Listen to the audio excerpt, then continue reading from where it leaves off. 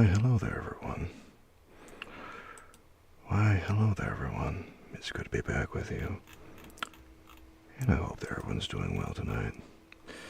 It's been a long time since I've done this. My goodness, it's been a long time since I've done this. I used to do a lot of ASMR reading on here. God, it's been a long time since I've done this. Alright, I was just adding some tags to YouTube. I hope that everyone's been well since I saw you last, guys. It's been well over a year since I did this. Hello there, Steak on you. How are you tonight? Merry Christmas. Hello, Arcap. How are you? It's good to see you. I hope that you're doing well tonight. Well, welcome. My name's Soulkeeper.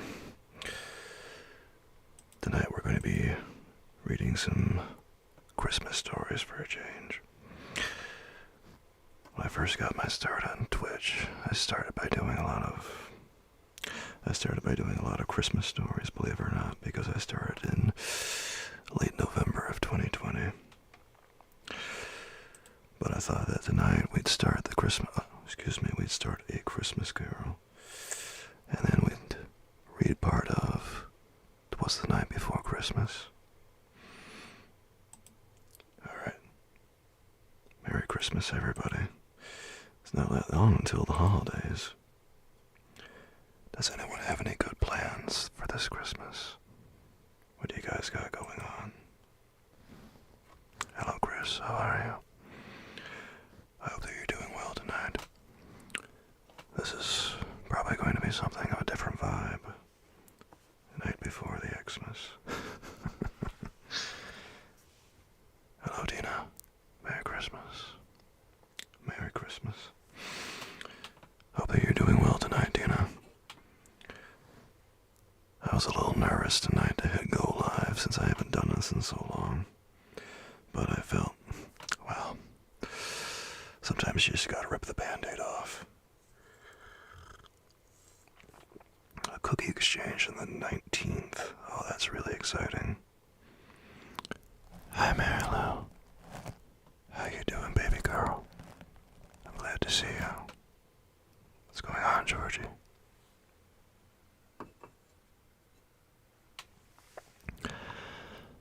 I hope you're having a good night tonight, Georgie. I like to see that cookie puss. You know I do.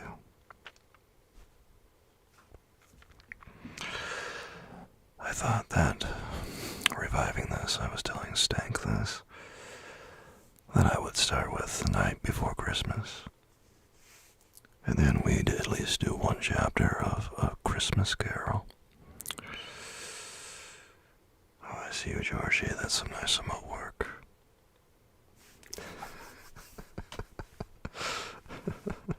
Having a great night now, I'm glad. Go, Mary Lou says. Okay. A cookie exchange sounds really exciting. What kind of cookie is your favorite, RCAP?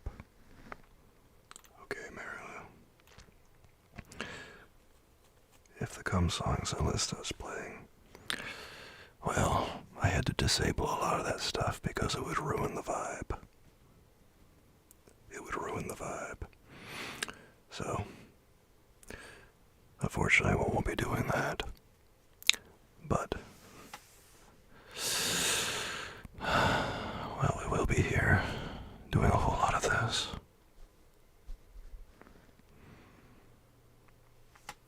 I don't know what I'm going to do this Christmas, to be honest, because, well, I had a get-together last Christmas, but I'd probably just be me and my mom this year. Hello, Go Planetary. Thank you, Mary Lou. My ASMR Bedtime Stories channel has been doing very well recently. It's been getting a lot of watch hours. So I figured, well, why not try something out? What's the worst that can happen? It doesn't do well, and then you never do it again, right? Yeah.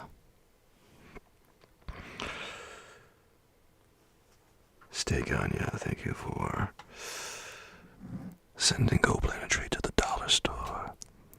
Bring us back some snackies and drinkies, Go Planetary. Daddy wants a cold brew.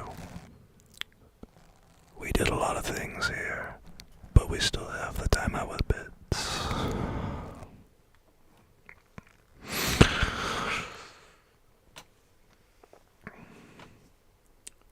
Soul gave her ASMR bedtime stories, Mary Lou. That's the name. If you're ready, soulmates, perhaps we'll kick things off with The Night Before Christmas. Are you ready for The Night Before Christmas? The Night Before Christmas.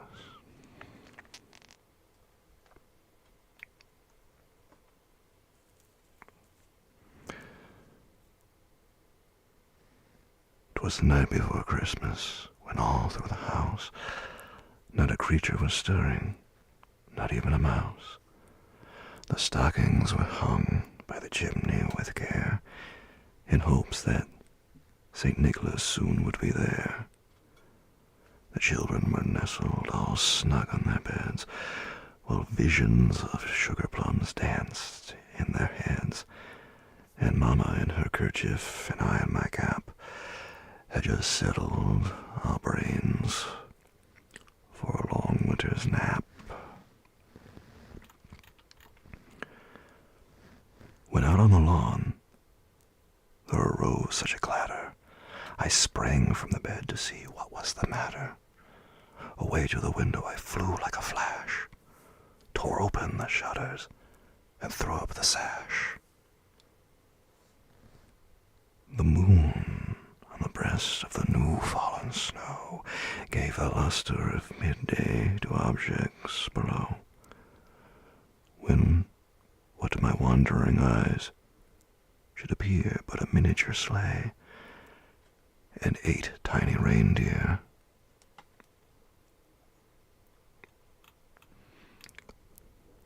Welcome back, Go Planetary. I hope you enjoyed yourself over there. How was it? I bet it felt good. How you doing, Mary Lou? Stink.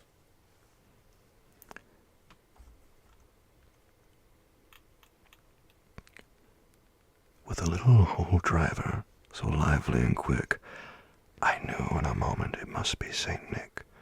More rapid than eagles his coursers they came, and he whistled and shouted and called them by name.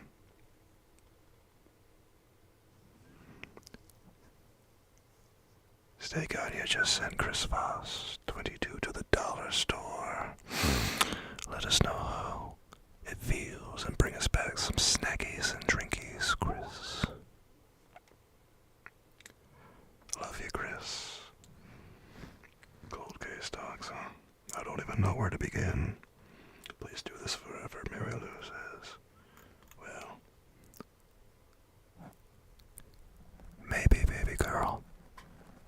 Maybe.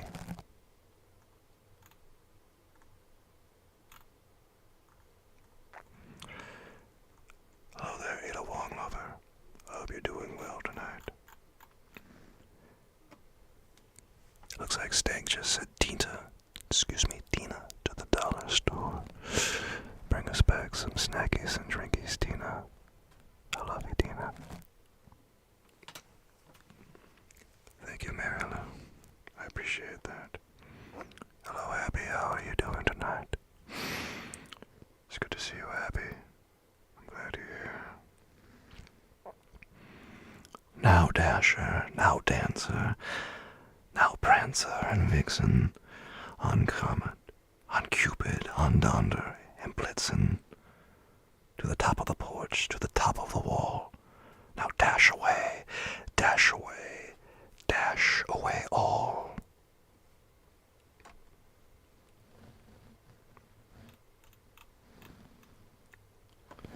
As dry leaves that before the wild hurricane fly, when they meet with an obstacle mount to the sky, So up to the housetop the coursers they flew, with the sleigh full of toys, and St. Nicholas too.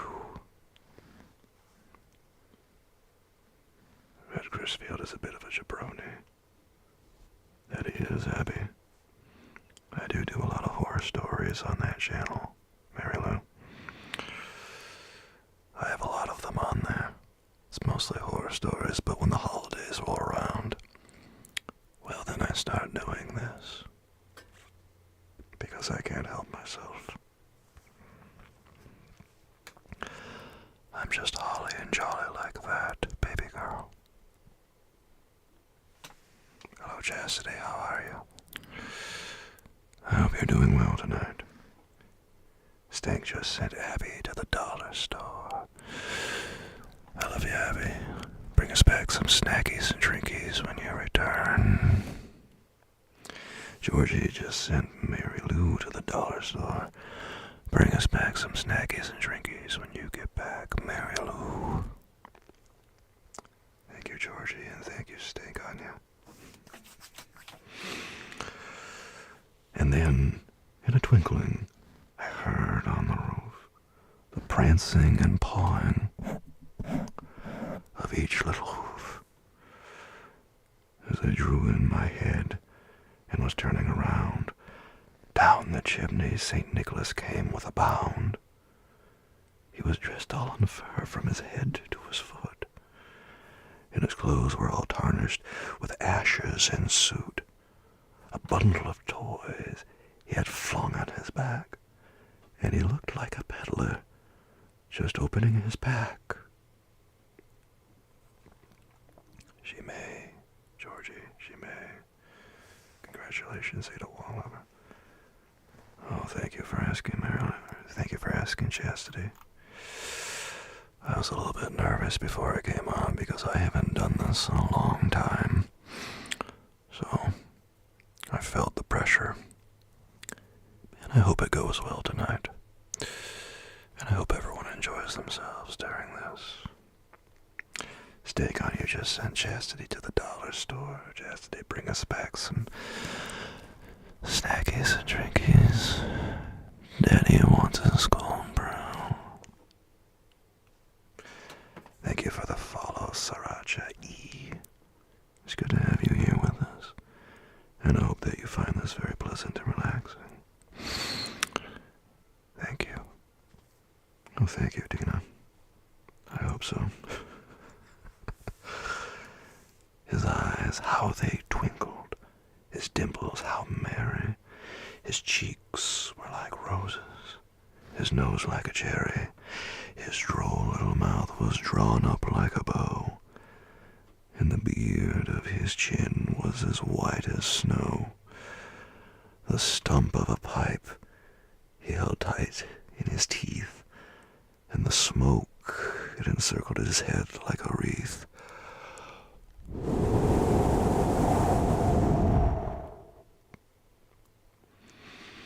He had a broad face and a round little belly that shook when he laughed like a bowl full of jelly. Hello, AJ. How are you doing tonight? It's good to see you, AJ. I was hoping that you'd be here, because I know how much you enjoy this. Looks like Mary Lou just pinned Georgie for the 1, 2, 3. Let us know how it feels to get pinned in the middle of the ring, Georgie. AJ, thanks for the 17 months. Ooh, ooh, ooh,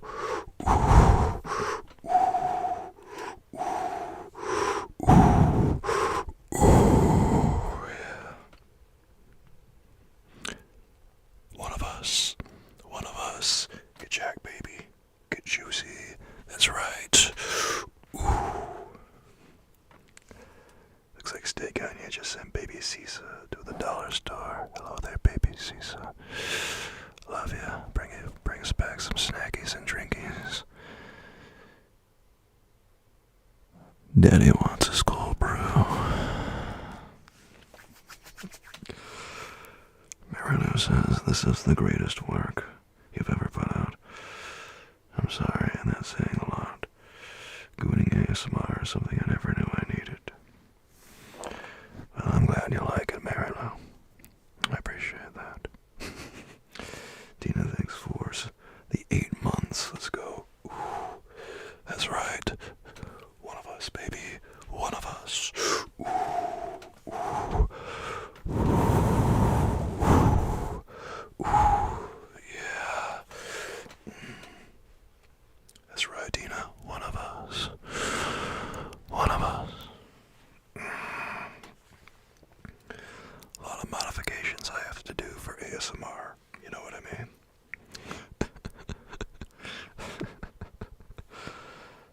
Time flies. Hasn't it though? 8 months already.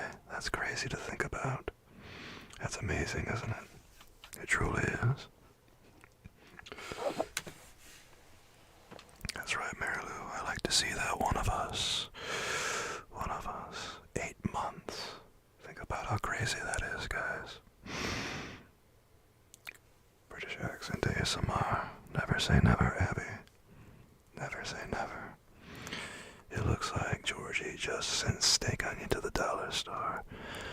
Bring us back some snackies and drinkies. Steak onion. Daddy wants his cold brew.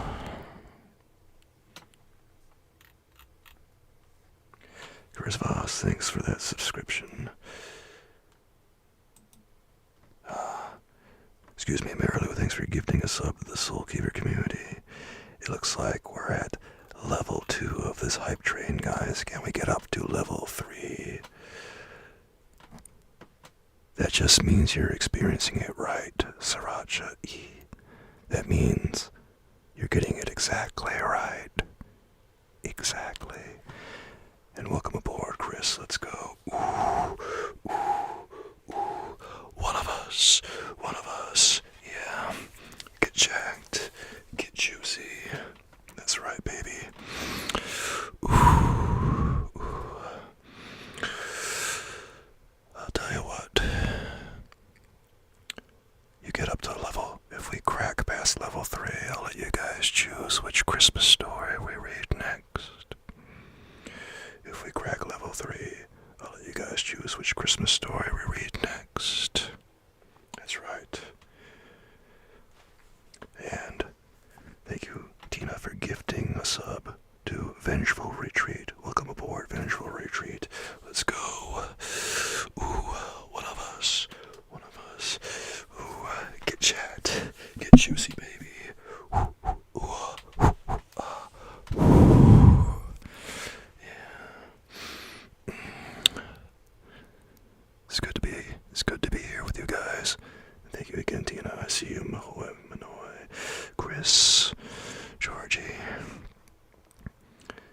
We've got a minute 41 at 67%. Can we get to level 3? We have 33% left.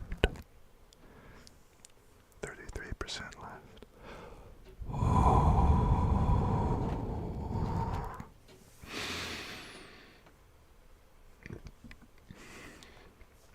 Let's continue the night before Christmas, my friends. The night before Christmas, Die Hard. Well, I was thinking more along the lines of something I can actually publish. Good Lord. Anyway, we got a minute left on the hype train, my friends. A minute left. Let's continue.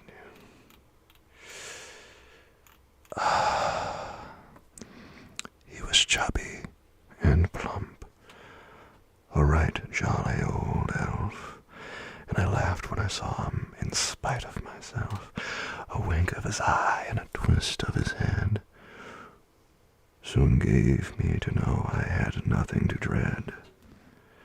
Marilu just sent Chris Voss to the dollar store. Bring us back some snackies and drinkies, Chris. We're at 73%. 73% on the hype train. 14 more seconds to get to level 3.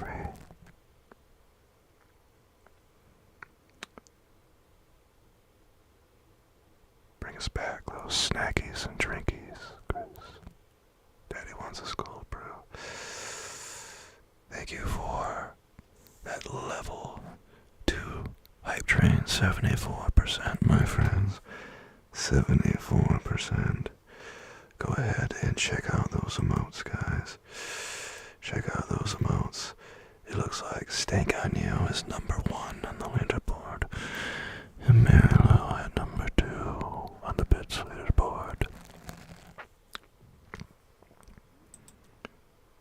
Georgie at number 3. Mary Lou at number 1 on the gift sub leaderboard. And Tina at number 2. Though technically they're both tied. Maybe a little bit today. What can I say? This is just how we get off, Georgie. I hope everyone's having a good time, my friends. And thank you for being here.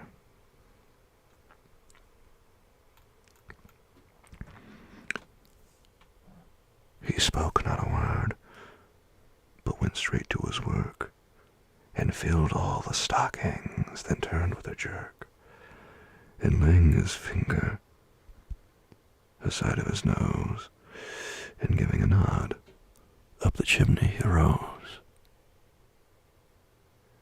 He sprang to his sleigh, to his team gave a whistle,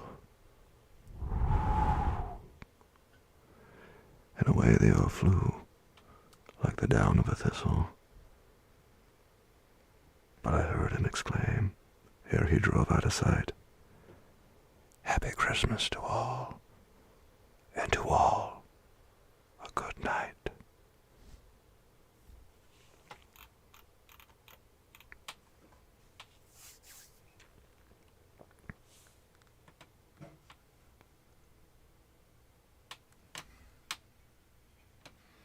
What on God's earth is that emote, Chris? I don't recognize that one. That's a new one on me, Chris. What am I seeing right now? That, my friends, was The Night Before Christmas. A little taste of perhaps whet your appetite.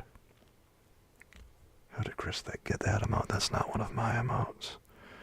I have no idea what that emote is. That must be a global emote or something, or a emote from someone else's channel.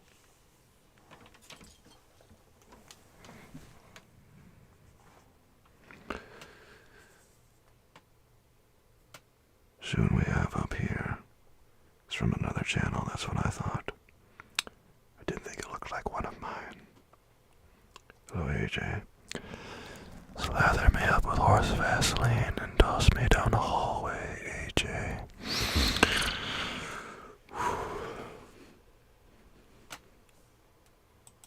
Okay. Our main event tonight is A Christmas Carol. A Christmas Carol. A Christmas Carol.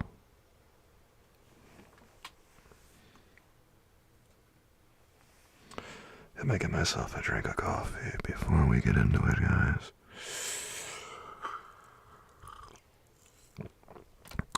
Merry Christmas, Marilyn.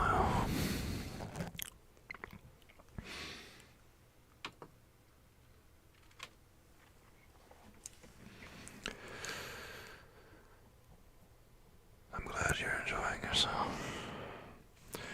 It looks like Steak on You just sent Georgie down, put him down in the middle of the ring for the 1, 2, 3. Let us know how it feels to get pinned, Georgie. Steak on You, thanks for those 11 months. Let's go. Yes. Hello, Georgie. Ooh. One of us. One of us. Ooh. Get jacked. Get juicy. Ooh. Ooh. Ooh. Let's go. Thank you, Steak on You, for those 11 months. Yeah, he gifted the sub to say that. What a Chad. What a Chad. Georgie is getting a little whooped. I'm sorry, Georgie. By the way, I left something on your lot that I think you'll enjoy. You'll find that in the morning, my friend. I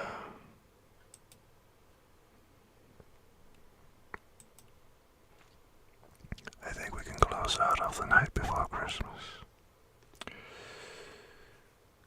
We're gearing up. Oh, you know what it is, Mary Lou, and you know what I'm all about. Take a whiff, Georgie.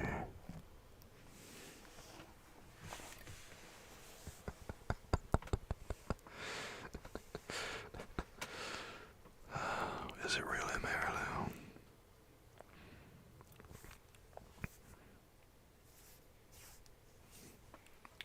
What do you think, soulmates?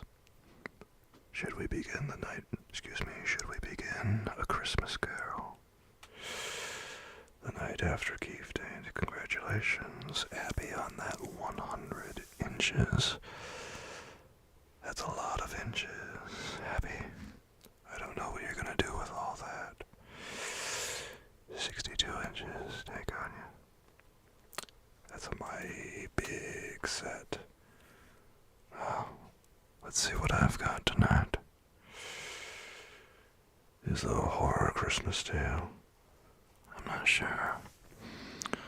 There probably is, but it might not be public domain. And that's the thing. I can only read things that are in the public domain legally. Otherwise, there's a chance I could be shut down.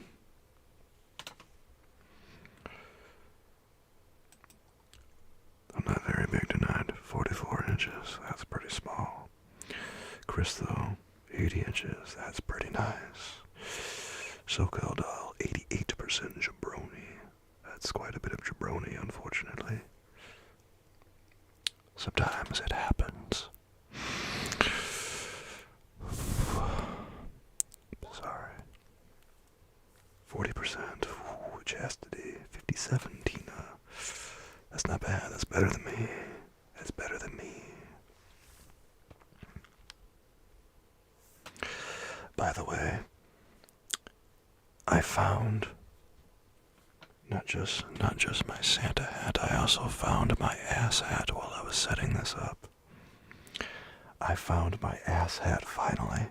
I've been looking for it for months, and I finally found it today while I was setting this up. I found the ass hat. I did. Really and truly, I found it. It was actually set here right beside this seat, and I can't believe I never noticed it. I don't know how I didn't, but I found it. Finally. I bet you guys didn't think I was even looking for it. You probably thought I was bullshitting, didn't you, Stink? I bet you did. I bet you did. I bet you did. Thanks for those 100 bits, Stink. Ooh. Let's go. Yeah. Oh, you thought I was bullshitting. I'm a man of my word, Mary Lou. A man of my word here.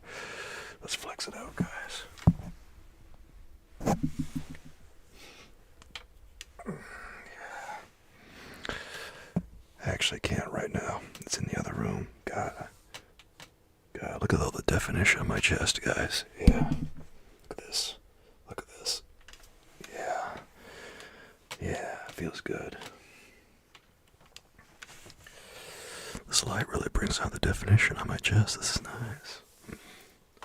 Thank you again, Stank, for those 100 bits. Ooh, yeah. I don't know.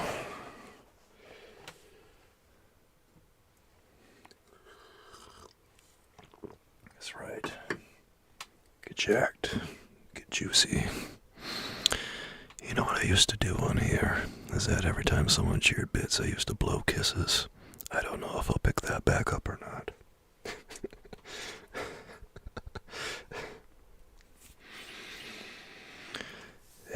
I know what the ASMR category is all about, and I'm all too happy to deliver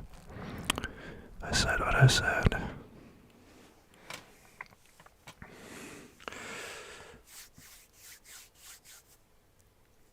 Soulmates, shall we begin A Christmas Carol?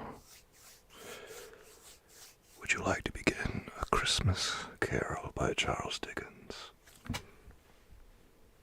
We shall.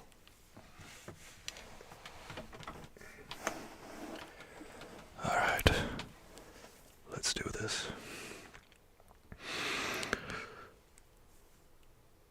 Marley's Ghost. Marley was dead, to begin with. There is no doubt whatever about that. The register of his burial was signed by the clergyman, the clerk, the undertaker, and the chief mourner.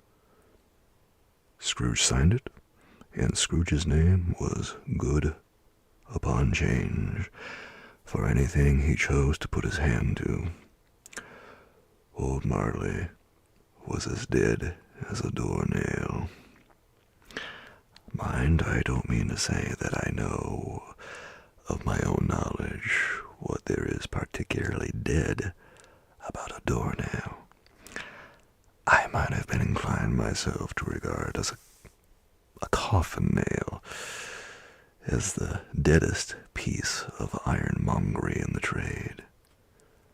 But the wisdom of our ancestors is in the simile, and my unhallowed hands shall not disturb it, or the country is done for. You will therefore permit me to repeat emphatically that Marley was as dead as a doornail. Scrooge knew he was dead. Of course he did. How could it be otherwise? Scrooge and he were partners for I don't know how many years. Scrooge was his sole executor, his sole administrator, his sole assign, his sole residuary legatee, his sole friend, and sole mourner. And even Scrooge was not so dreadfully cut up by the sad event, but that he was an excellent man of business on the very day of the funeral, and solemnized it with an undoubted bargain. Hello, Sergeant Killer, how's it going? They were partners, Marilou. Partners. Stay on, you just sent Legend Killer to the dollar store. Bring us back some snackies and drinkies when you get back. Daddy wants his cold brew.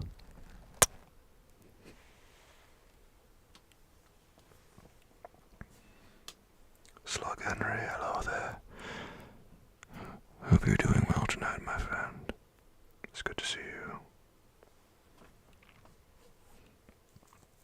61% stank. 92% Mary Lou. 92%. That's quite a bit, my lady. I never knew. Slather me up with horse Vaseline and toss me down the hallway, Slug Henry. The mention of Marley's funeral brings me back to the point I started from. There is no doubt that Marley was dead. This must be distinctly understood, or nothing wonderful can come of the story I am going to relate. If we were not perfectly convinced that Hamlet's father died before the play began, there would be nothing more remarkable in his taking a stroll at night in an easterly wind upon his own ramparts.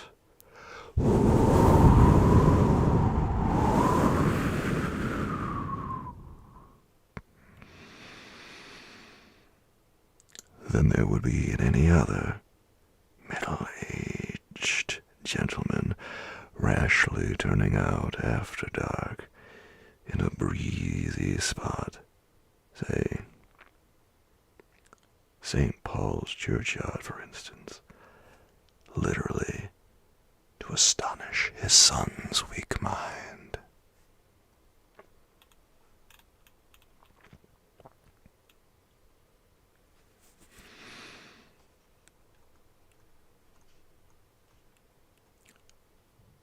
Mary Lou, if you want a command, what would it say?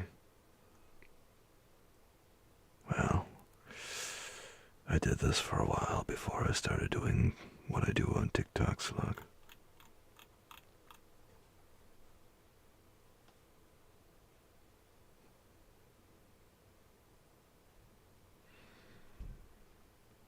I'm sorry, do we have a piss baby in the chat?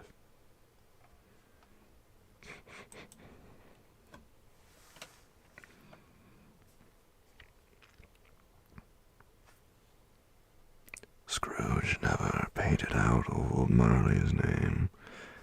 There it stood, years afterward, above the warehouse door. Scrooge and Marley. The firm was known as Scrooge and Marley. Sometimes people new to the business called Scrooge Scrooge, and sometimes Marley Marley. But he answered to both names. It was all the same to him.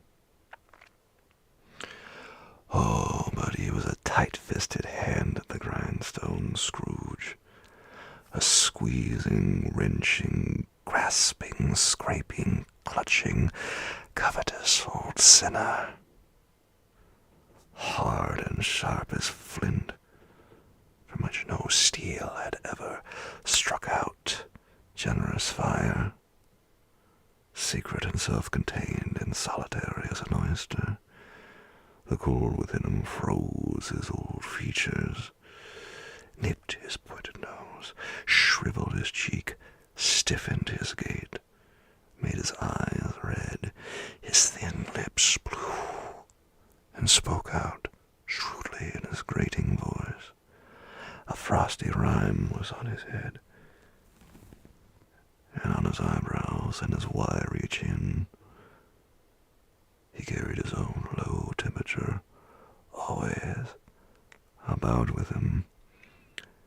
He iced his office in the dog days, and didn't thaw it 1 degree at Christmas.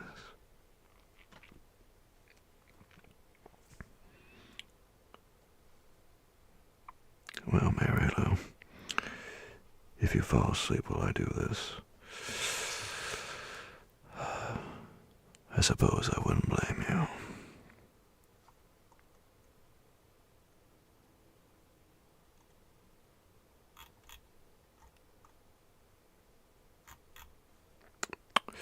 I'm sorry JB is missing it too. Would she like it? Well, maybe one of these days soon. External heat and cold had little influence on Scrooge. No warmth could warm, no wintry winter chill him. No wind that blew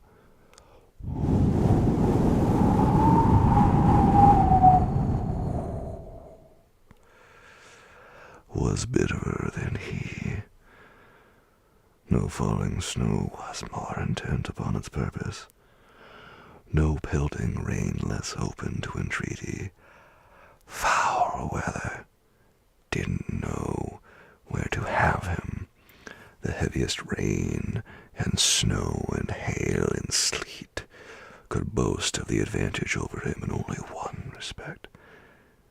They often came down handsomely, and Scrooge never did.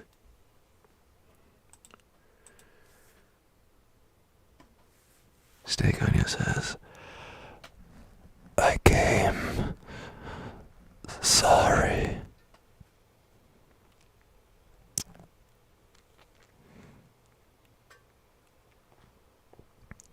No apology needed.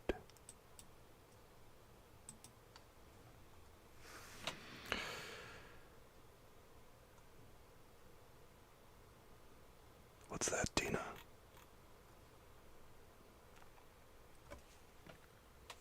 Hello, Hills. Tom Brader Hills, how are you doing tonight? It's good to see you, and I hope that you're doing well.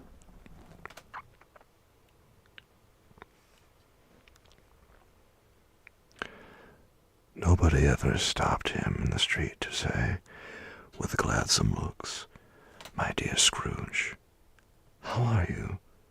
When will you come to see me?" No beggars implored him to bestow a trifle. No children asked him what it was o'clock. No man or woman ever once in all his life inquired the way to such and such a place of Scrooge. Even the blind men's dogs appeared to know him, and when they saw him coming on, would tug their owners into doorways and up courts, and then would wag their tails, as though they said, "No eye at all is better than an evil eye, Dark Master." Stake on your just pinned heels in the middle of the ring for the 1, 2, 3. Let us know how it feels to get pinned in the middle of the ring, Hills.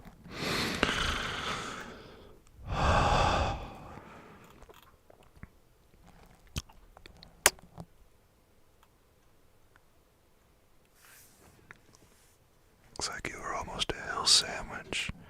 In fact,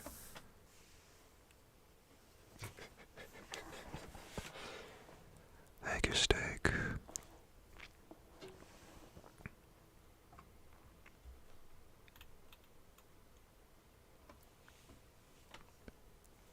So on a scale of 1 to 10, how weird is this? I don't know. I don't know. Can't be that bad. But what did Scrooge care? It was the very thing he liked, to edge his way along the crowded paths of life, warning all human sympathy to keep its distance, was what the knowing ones call nuts to Scrooge. Once upon a time, all the good days in the year, on Christmas Eve, old Scrooge sat busy in his counting house.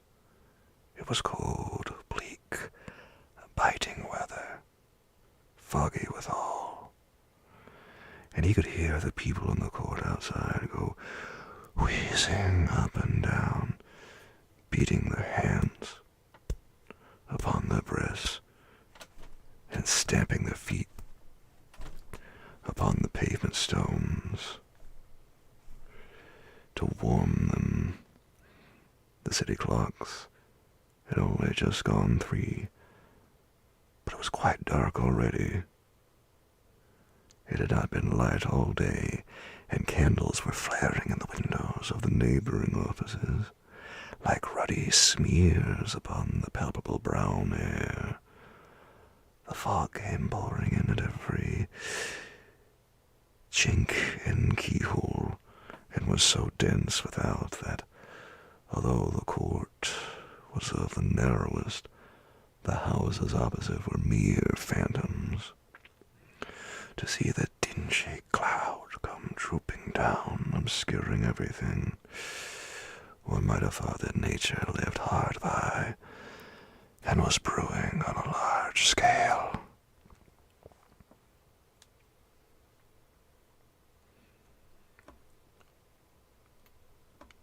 Hello there, Epic San GD. I'm glad that you're here, and I hope you're having a very pleasant time here today. Tonight. That was unexpected. I'm sorry, sometimes it's like that. I'll see you, RCAP. Thank you, Tina. Hello, Amy. 10. But weird. I see you thing. Okay.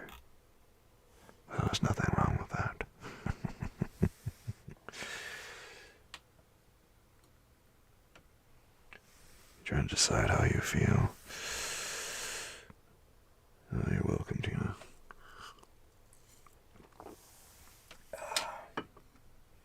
Well, I'm certain you'll decide, Hills.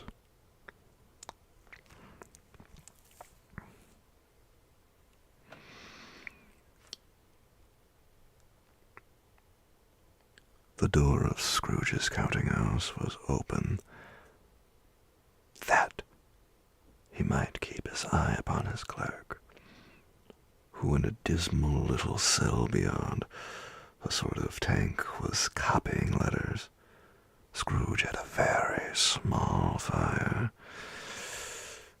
but the clerk's fire was so very much smaller that it looked like one coal, but he couldn't replenish it, for Scrooge kept the coal box in his own room.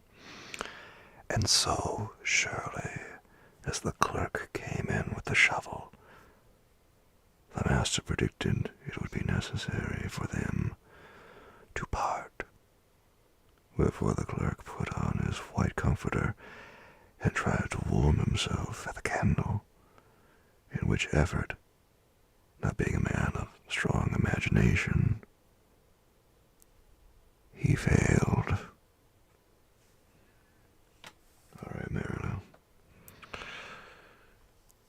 That sounds good.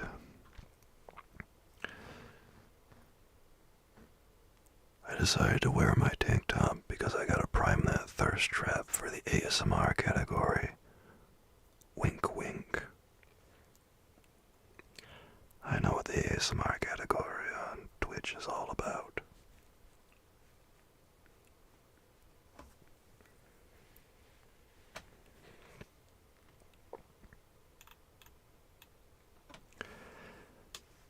A Merry Christmas, Uncle.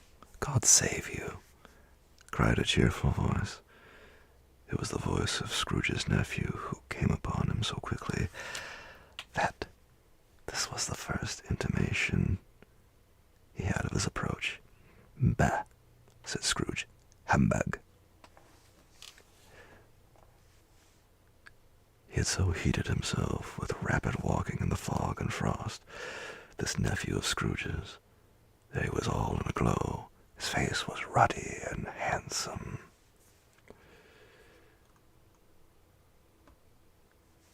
His eyes sparkled, and his breath smoked again.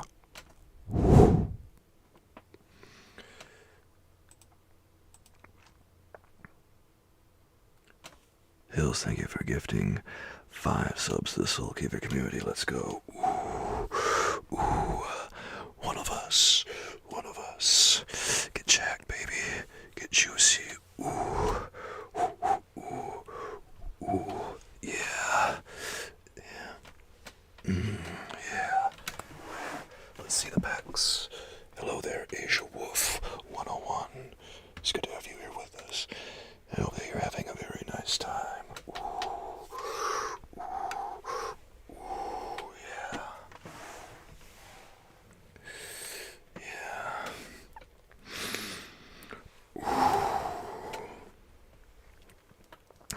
Thank you, Hills. I appreciate that. I see you, Tom Brader Hills. I see you, Mamers. I see you, Tina. Call that one of us. That's a lot of one of us, guys. It feels good, doesn't it? Yeah, it does. Yeah.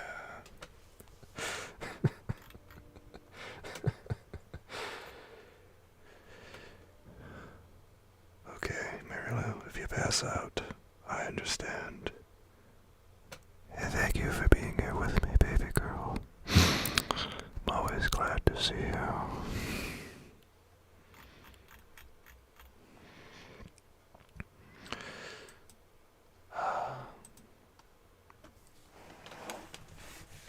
Thank you again, Hills, for those 5 gift subs. I'm glad you're here too, and I hope that you're enjoying yourself, and that you all find this very pleasant and relaxing. Alright.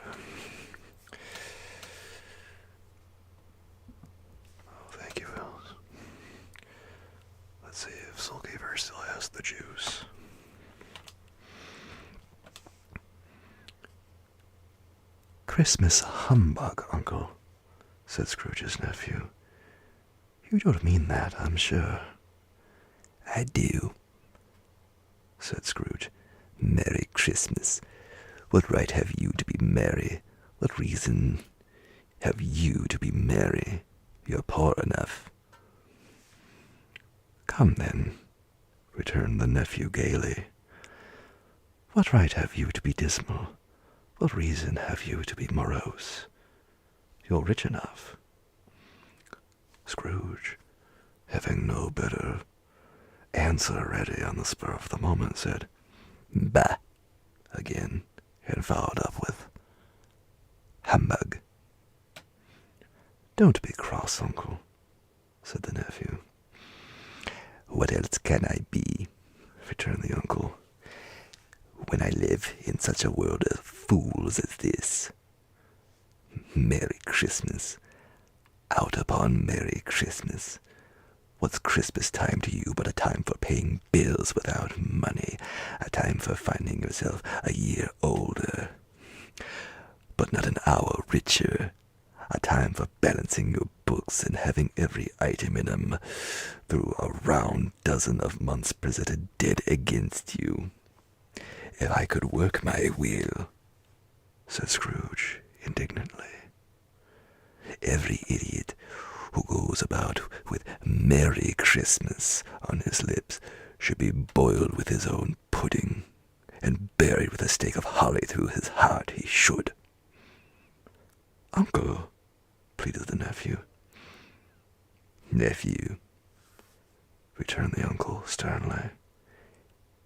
Keep Christmas in your own way, and let me keep it in mine. Keep it, repeated Scrooge's nephew.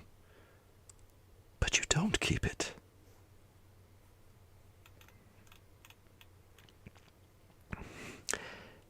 Let me leave it alone, then, said Scrooge. Much good may it do you. Much good it has ever done you. There are many things from which I might have derived good, by which I have not profited, I dare say, returned the nephew. Christmas among the rest. But I am sure I have always thought of Christmas time, when it has come round, apart from the veneration due to its sacred name and origin, if anything belonging to it can be apart from that, as a good time, a kind, forgiving, charitable, pleasant time, the only time I know of in the long calendar of the year, when men and women seem by one consent to open their shut-up hearts freely, and to think of people below them as if they really were fellow passengers to the grave, and not just another race of creatures bound on other journeys. And therefore, Uncle, though it has never put a scrap of gold or silver in my pocket, I believe that it has done me good, and will do me good, and I say, God bless it. The clerk in the tank involuntarily applauded.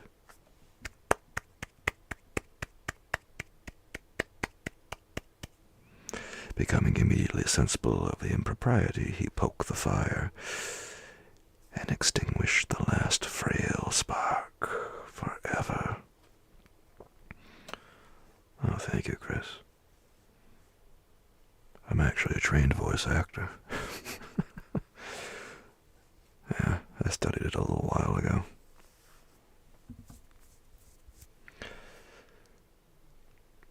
Although I haven't done it in a long time.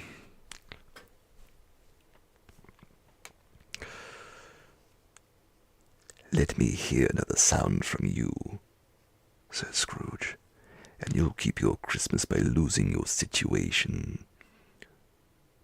You're quite a powerful speaker, sir, he added, turning to his nephew. I wonder you don't go into Parliament.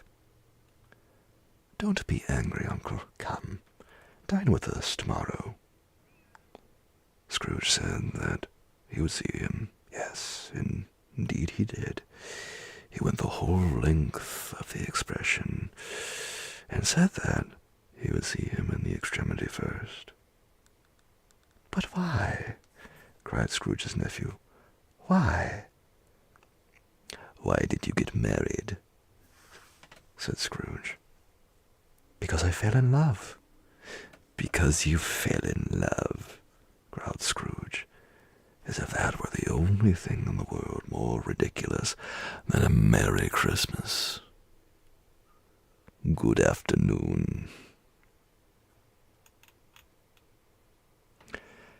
"Nay, uncle, but you never came to see me before that happened. Why give it as a reason for not coming now?" "Good afternoon," said Scrooge. "I want nothing from you. I ask nothing of you. Why cannot we be friends?" "Good afternoon," said Scrooge.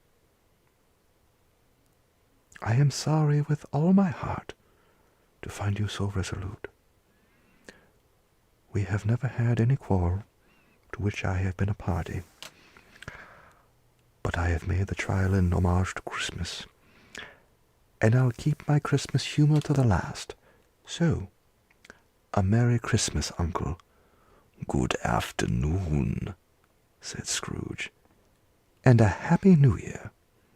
"Good afternoon," said Scrooge. Thank you, Chris.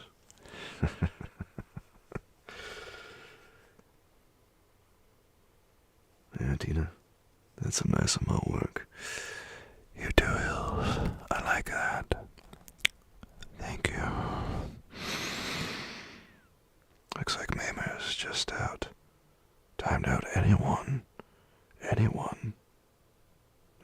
for 100 seconds. Alright. Well, does it mean you want me to time out someone for 100 seconds? Alright, who wants to be timed out for 100 seconds?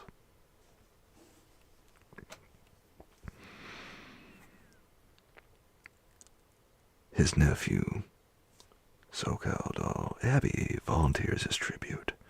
Alright, Abby, I've got your back. Don't worry. I've got you.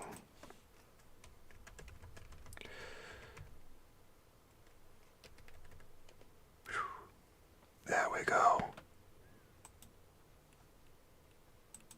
No, we don't have to, because Abby volunteered as tribute to Mamers. Love you, Abby. Thank you.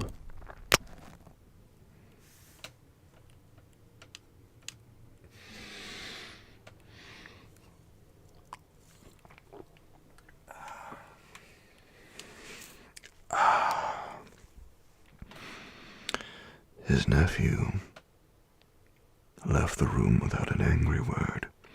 Notwithstanding, he stopped at the outer door to bestow the greetings of the season upon the clerk, who, cold as he was warmer than Scrooge, for he returned them cordially. "There's another fellow," muttered Scrooge, who overheard him. "My clerk, with 15 shillings a week, and a wife and family talking about a Merry Christmas.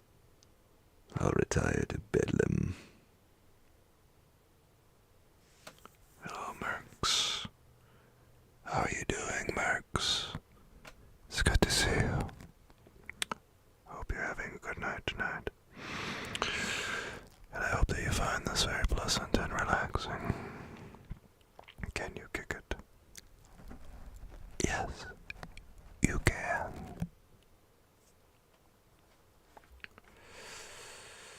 Should have a spinner with our names on it. Well, I suppose I do know of a widget that can do that.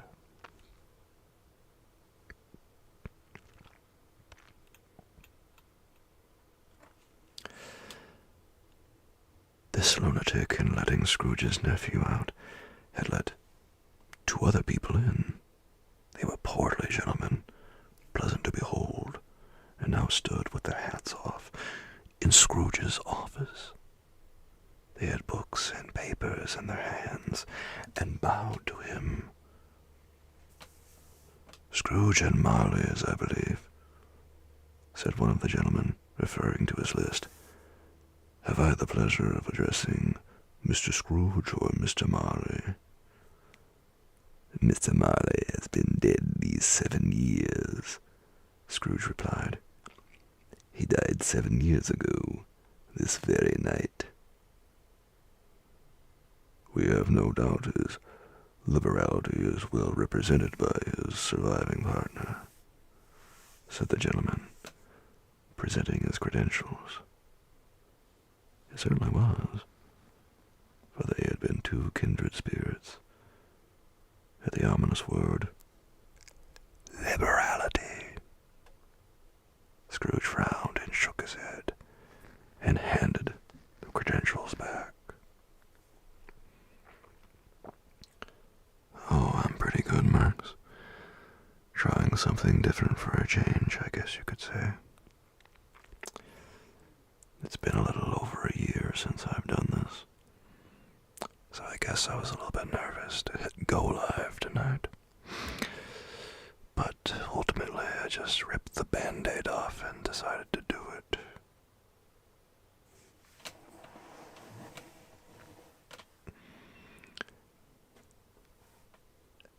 At this festive season of the year, Mr. Scrooge," said the gentleman, taking up a pen, "it is more than usually desirable that we should make some slight provision for the poor and destitute, who suffer greatly at this present time. Many thousands are in want of common necessaries. Hundreds of thousands are in want of common comforts, sir." "Are there no prisons?" asked Scrooge. "Plenty of prisons," said the gentleman, laying down the pen again. "And the union workhouses?" demanded Scrooge. "Are they still in operation?" "They are. Still," returned the gentleman. "I wish I could say they were not." "The treadmill and the poor law are in full vigor, then?" asked Scrooge. "Both are very busy, sir."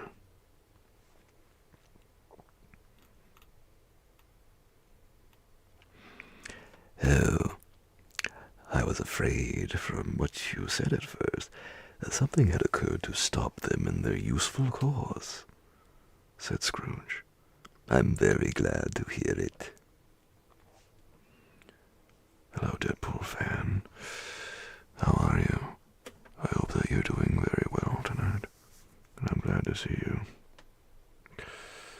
This is Great SK. I'm bringing the vibes." "Oh, thank you, Marks. I hope so. I try at least." "Better than playing driver," says Abby. "The timeout. Or this right now."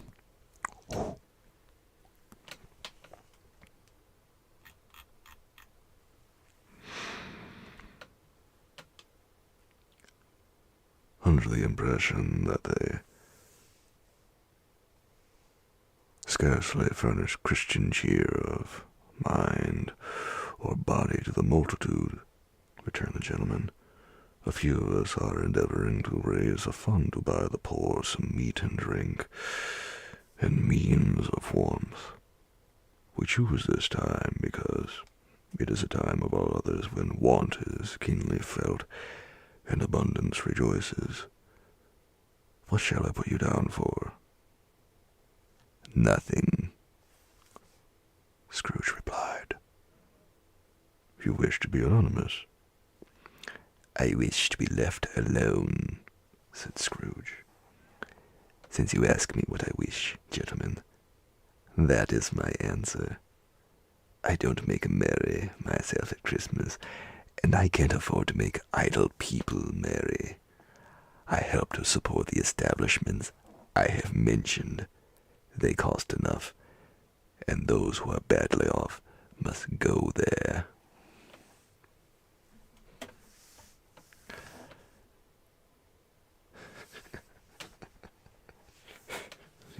You like that, Hills? Is it wrong?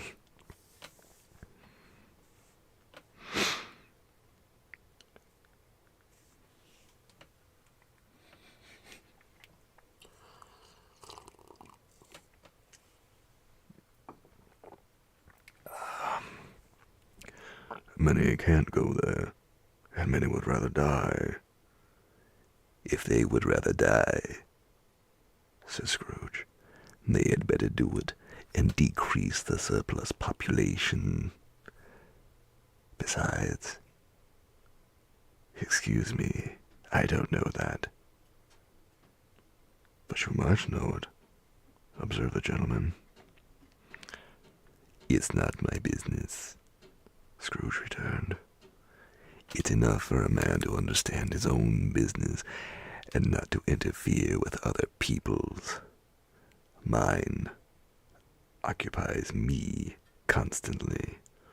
Good afternoon, gentlemen. Seeing clearly that it would be useless to pursue their point, the gentleman withdrew. Scrooge resumed his labors with an improved opinion of himself, and in a more facetious temper than was usual with him. Oh, thank you, Marx. I hope so. I'm a little bit out of practice after a year, but I used to do this a lot when I started streaming on Twitch. Yeah, this is what I did when I first started on Twitch back in 2020. And then I did it again for a while. Oh, near the beginning of last year. Meanwhile, the fog and darkness thickened so that people ran about with flaring links, proffering their services to go before horses and carriages and conduct them on their way. The ancient tower of a church, whose gruff old bell was always peeping slyly down at Scrooge out of a Gothic window in the wall, became invisible, and struck the hours and quarters in the clouds with tremulous vibrations afterward, as if its teeth were chattering. Its frozen head up there. The cold became intense. In the main street, at the corner of the court,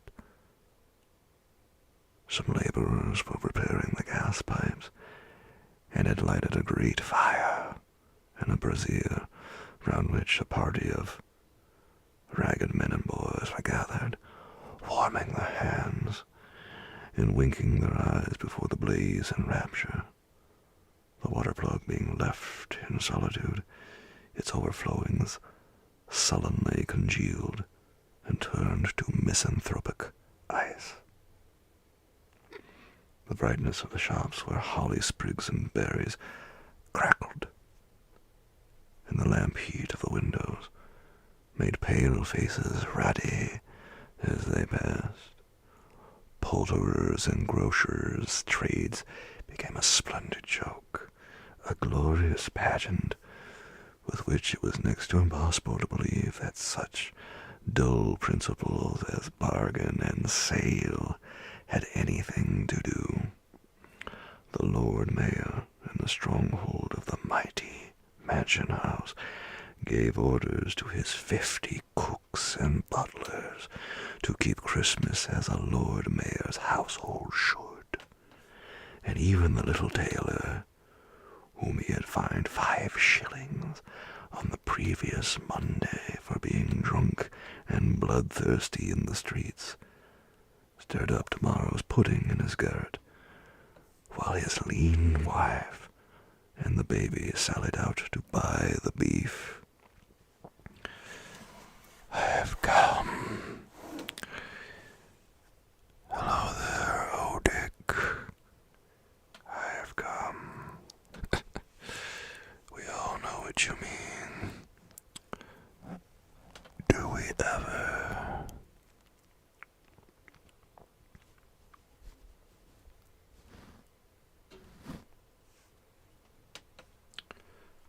so sorry, Merks.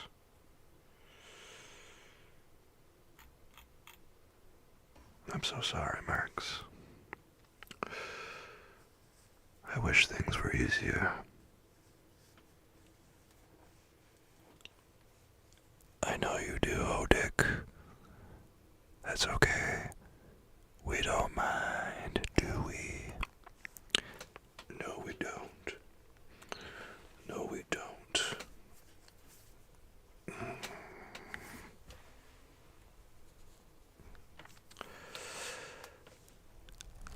Merry Christmas. Merry Christmas.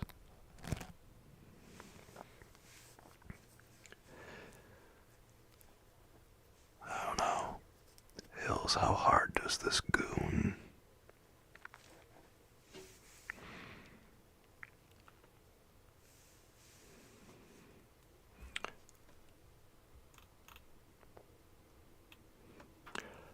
Foggier yet, and colder, piercing, searching, biting, cold.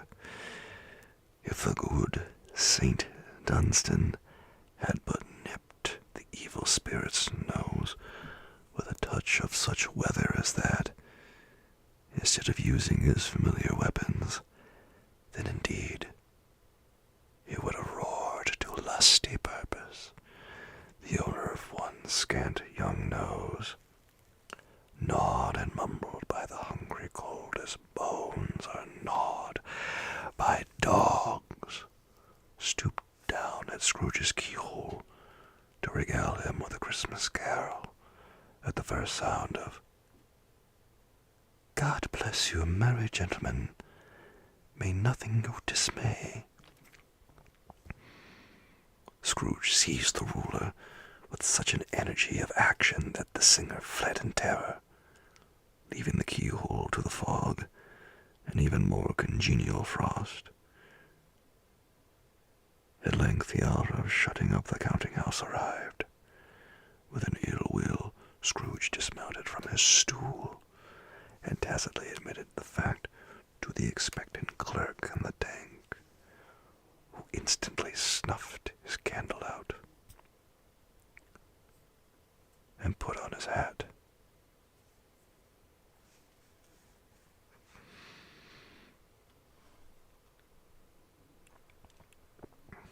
Get stop the goon, it persists onwards to infinity and beyond.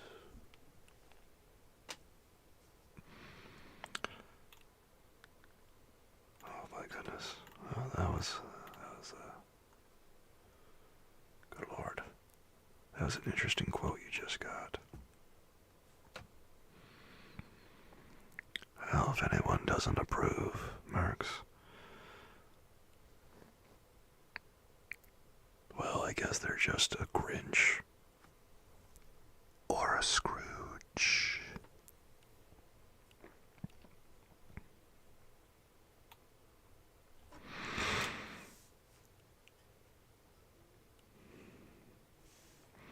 At length the hour of shutting up the counting-house arrived.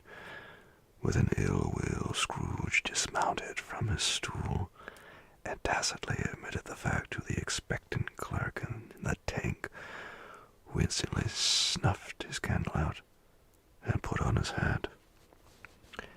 "He'll want all day tomorrow, I suppose," said Scrooge. "If quite convenient, sir." "It's not convenient," said Scrooge.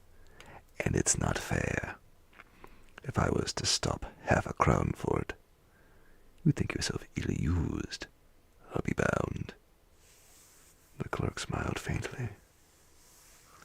"And yet," said Scrooge, "you don't think me ill-used when I pay a day's wages for no work." the clerk observed that it was only once a year.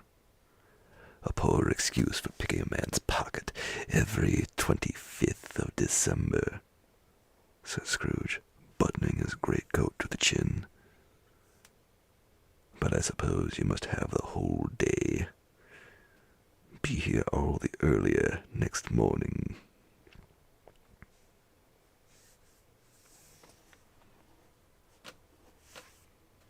All right, Chris. I'll see you later. Have a good night.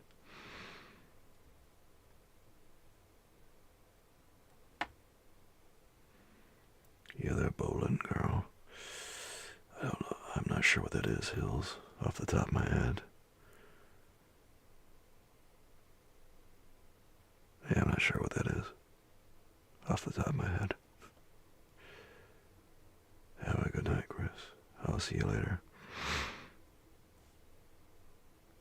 Oh. Well, if it's something very recent, it's a little bit difficult. If it's older, then it's a little bit more doable.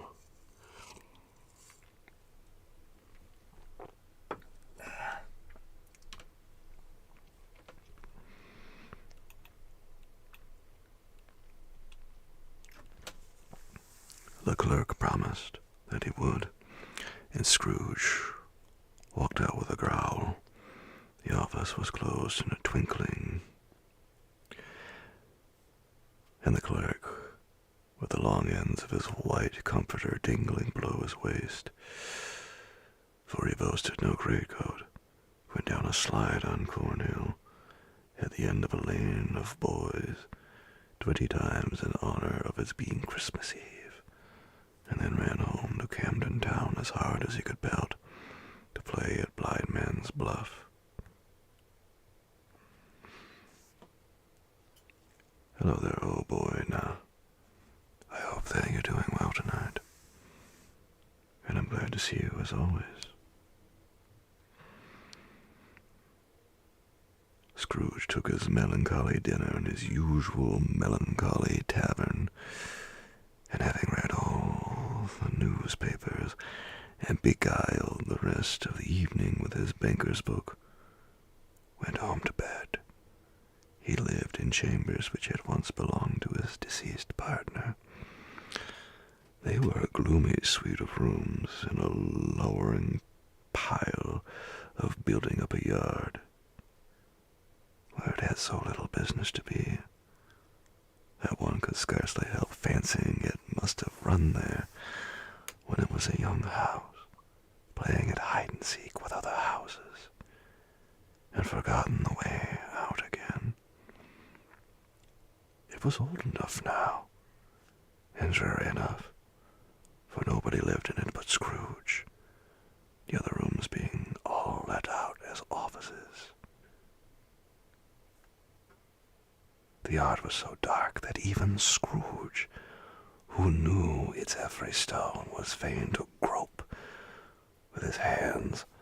The fog and frost so hung about the black old gateway of the house that it seemed as if the genius of the weather sat in mournful meditation on the threshold.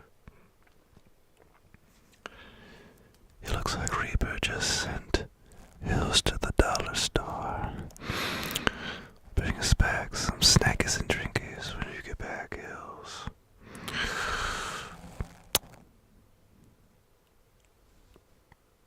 And let us know how it was. Thank you, Reaper, for those 100 bits. Howdy, howdy. I hope you're doing well tonight, Reaper. I'm glad to see you.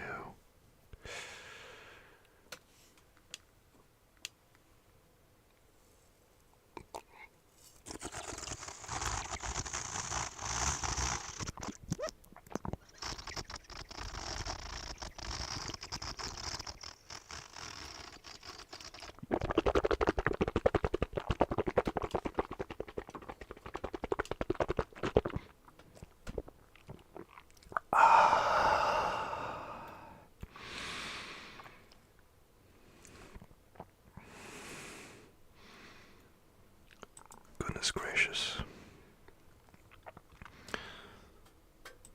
It's been a long time since I've done this. I've almost forgotten everything I used to do.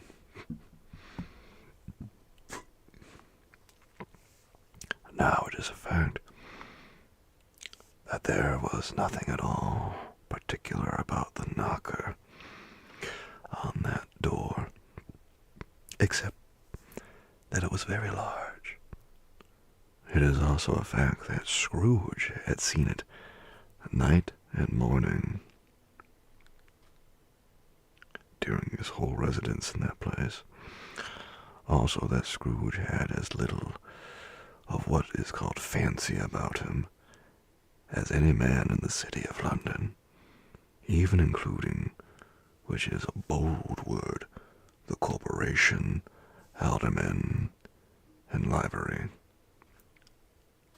Let it also be borne in mind that Scrooge had not bestowed one thought on Marley since his last mention of his 7 years dead partner that afternoon. And then let any man explain to me, if he can, how it happened that Scrooge, having his key in the lock of the door, saw the knocker without its undergoing any intermediate process of change. Not a knocker, but Marley's face. Just a damsel in distress over here. Reaper and Stanker on hills listen now. Well, well, well. Sounds like things are heating up around here. Well, well, well.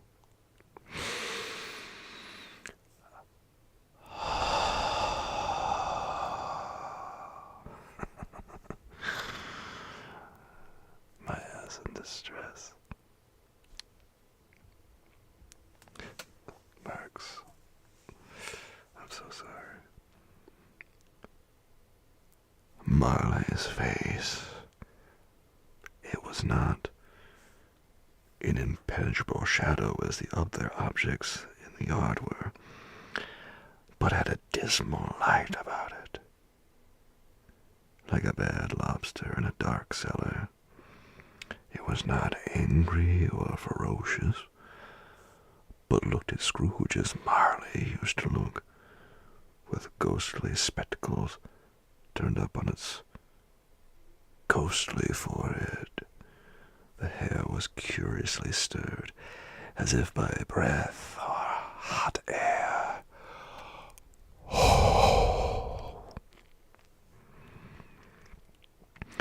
And though the eyes were wide open, they were perfectly motionless. That, and its livid color, made it horrible. But its horror seemed to be in spite of the face, and beyond its control, rather than a part of its own expression. As Scrooge looked fixedly at this phenomenon, it was a knocker again. To say that he was not startled, or that his blood was not conscious of a terrible sensation to which it had been a stranger from infancy, would be untrue. But he put his hand upon the key he had relinquished, turned it sturdily, walked in, and lighted his candle. Reaper is 89% cum lover, 95% jabroni. How unfortunate. And Odick is duking it out with the 8-ball. 23% based, 15 peony. Those are some tough numbers tonight. Oh wait, 88 inches though. Okay, well that's good for Reaper. Dying of laughter over here. Is that good?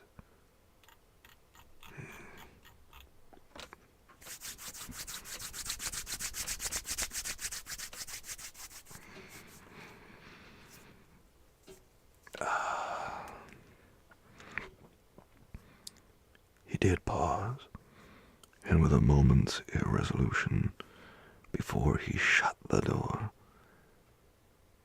and he did look cautiously behind it first, as if he half expected to be terrified with the sight of Marley's pigtail sticking out into the hall. But there was nothing on the back of the door, except the screws and nuts that held the knocker on. So he said, "Puh, puh," and closed it with a bang.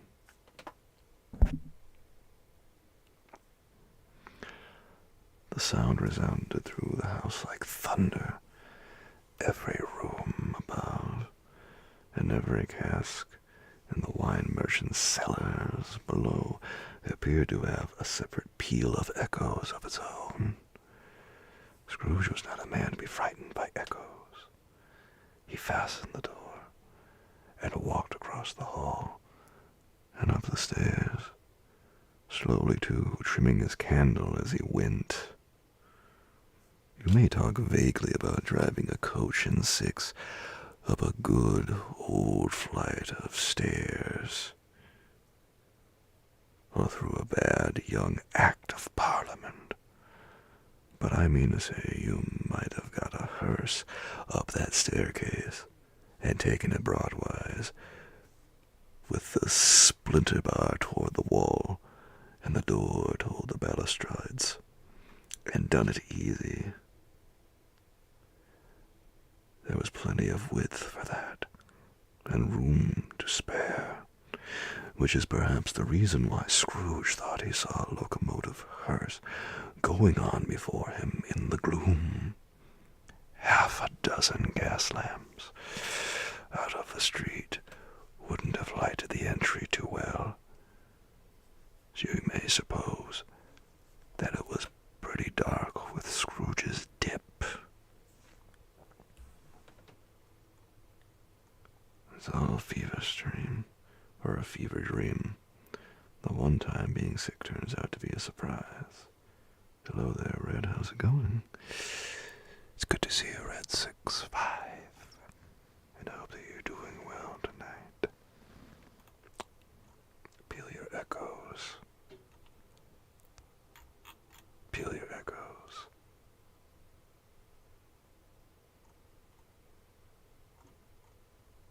Echoes. Echoes. Echoes. Echoes. Echoes.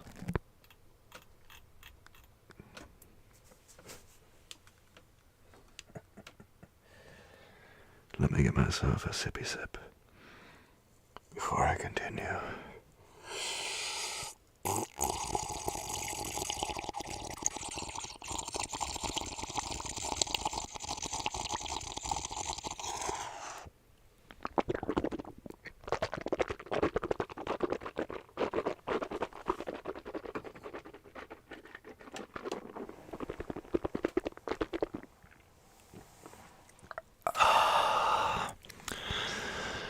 No, it's not heavy. Just style. And a little light. Swig.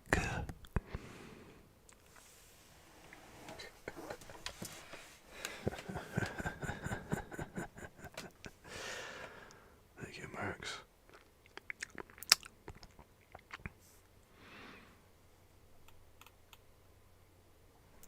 Up Scrooge went, not caring a button for that. Darkness is cheap, and Scrooge liked it. But before he shut his heavy door, he walked through his rooms to see all was right. He had just enough recollection of the face to desire to do that. Sitting room, bedroom, lumber room, all as they should be. Nobody under the table, nobody under the sofa, a small fire in the grate, spoon and basin ready, and the little saucepan of gruel. Scrooge had a cold in his head upon the hob. Nobody under the bed, nobody in the closet, nobody in his dressing gown, which was hanging up in a suspicious attitude against the wall. lumber room as usual.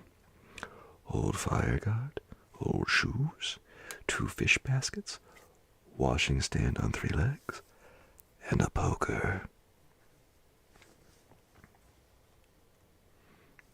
We should call this Bedtime Stories by SK.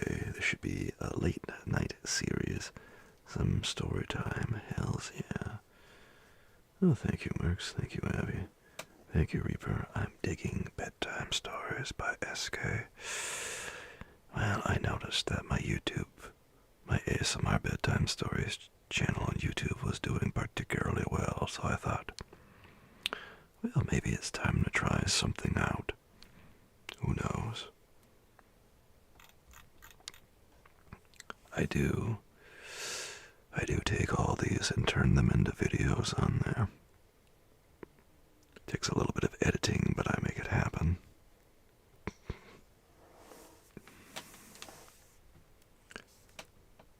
Quite satisfied, he closed his door and locked himself in. Double locked himself in, which was not his custom. Thus, secured against surprise, he took off his cravat, put on his dressing gown and slippers, and his nightcap, and sat down before the fire to take his gruel. It was a very low fire indeed, nothing on such a bitter night. He was obliged to sit close to it and brood over it before he could extract the least sensation of warmth from such a handful of fuel. The fireplace was an old one, built by some Dutch merchant long ago, and paved all round with quaint Dutch tiles designed to illustrate the scriptures. There were Cains and Abels, Pharaoh's daughters, queens of Sheba, angelic messengers descending through the air on clouds like featherbeds, Abrahams, Belshazzars, apostles putting off to sea in butter boats, hundreds of figures to attract his thoughts.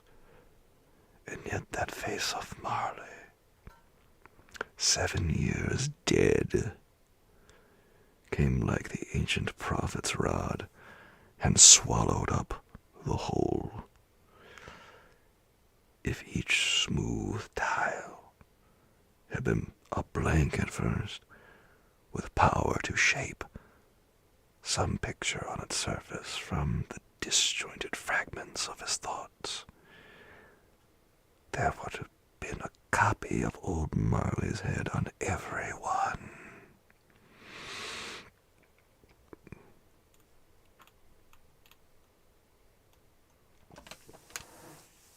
Thank you for following, G-Mike. And it's good to have you here, G-Mike 159.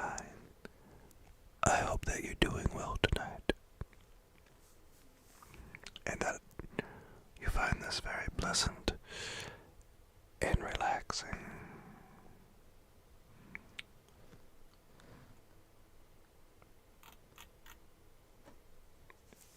It sounds like you guys are having a lot of fun with the chatbot. I'm not mad about it. 9 months, 19 days, 14 hours.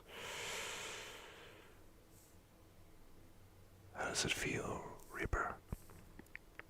I hope it feels good. And I appreciate you being here for so long. My goodness, 9 months. I know, Chastity.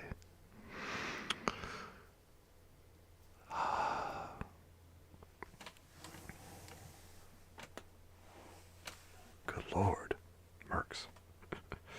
7 months, 8 months. That's a lot of time, guys. Holy crap. 80% come off a Reaper. Humbug, said Scrooge, and walked across the room. After several turns, he sat down again.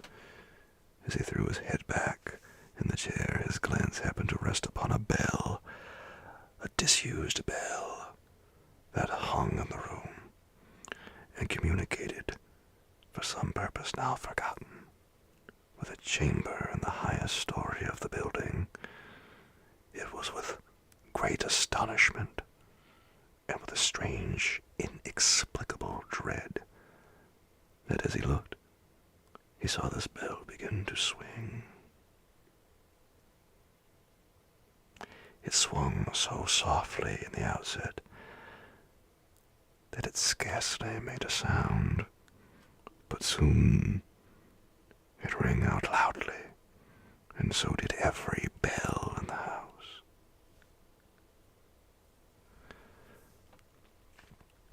"7 months. Thank you, Tina. Over 7 months now. It feels great. Thank you, Reaper. 80% come offer. My. 80%. I'm a little bit curious myself now, because I haven't done this one yet today. Let's see what I got, guys. Looks like 30%. Sorry, guys. I ain't huffing that much. I'm pretty stupid today, too. It's one of them days, guys. Well, sometimes you gotta be stupid to get smart. 25% based. I'm pretty lame today. Am I gonna get at anything? I don't know. Let's find out. Let's try some. Am I at least not a jabroni? Alright, I'm like over half jabroni. Thanks, chatbot. Appreciate it.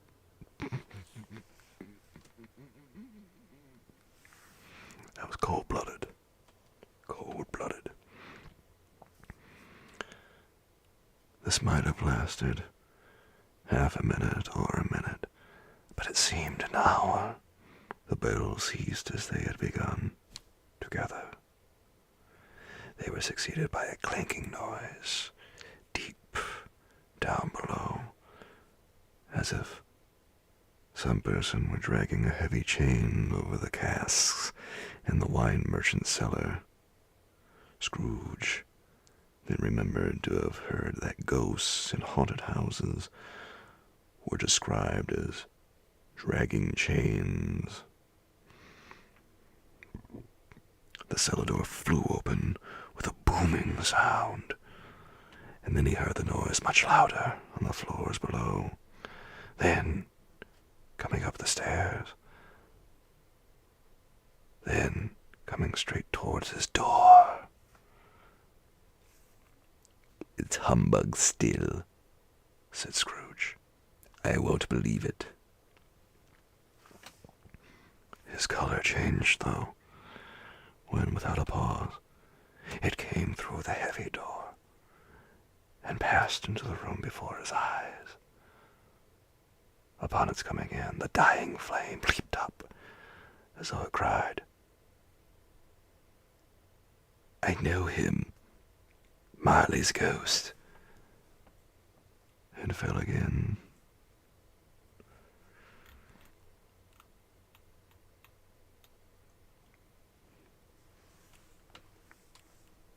The same face, the very same.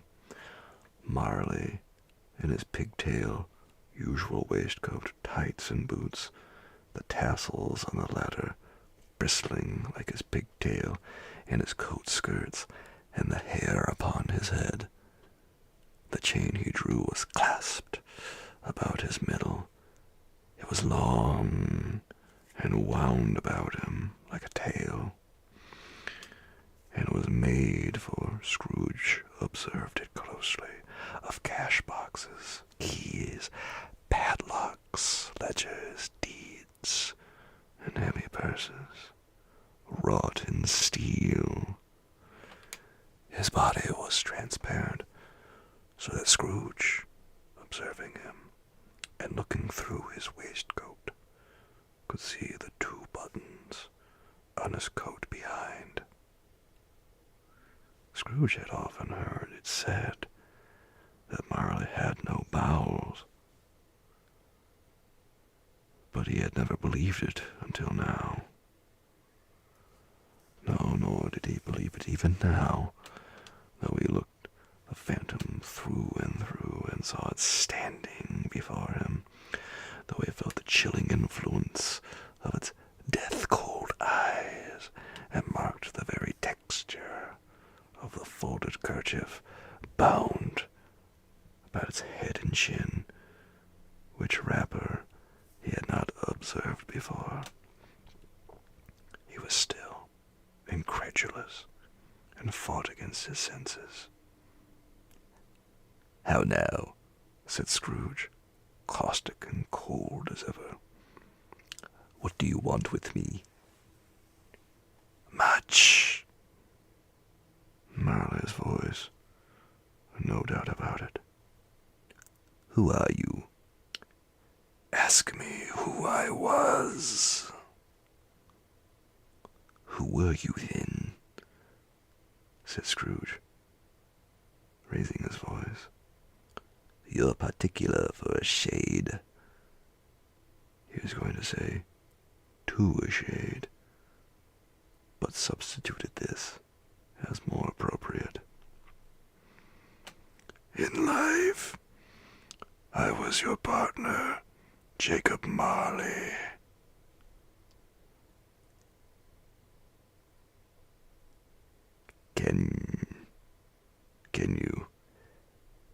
Can you sit down?" asked Scrooge, looking doubtfully at him. I can.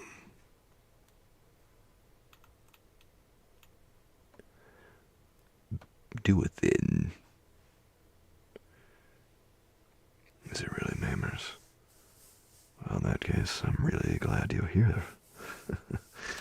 And I hope I'm not bungling it too badly.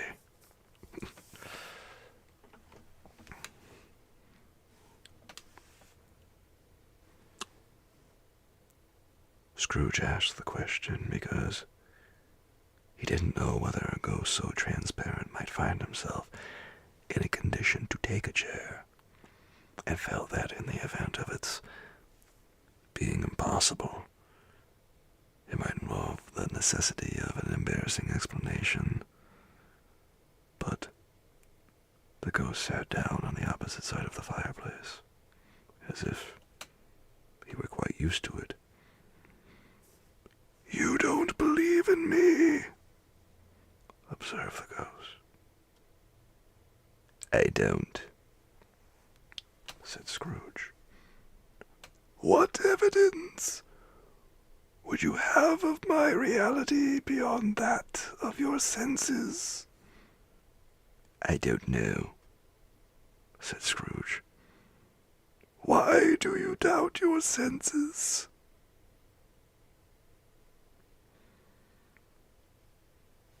Thank you, Marx. I appreciate it. Do I? I hope so. Otherwise, I'm in trouble. "Because," said Scrooge, "a little thing affects them. A slight disorder of the stomach makes them cheats. You may be a undigested bit of beef, a blot of mustard, a crumb of cheese, a fragment of an underdone potato. There's more of gravy than of grave about you, whatever you are." Scrooge was not much in the habit of cracking jokes, nor did he feel his heart by any means waggish then.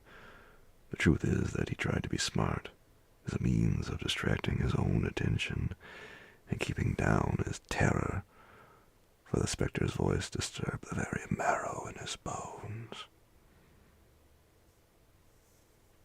All right, Odick, I'll see you later. Have a good night, dude.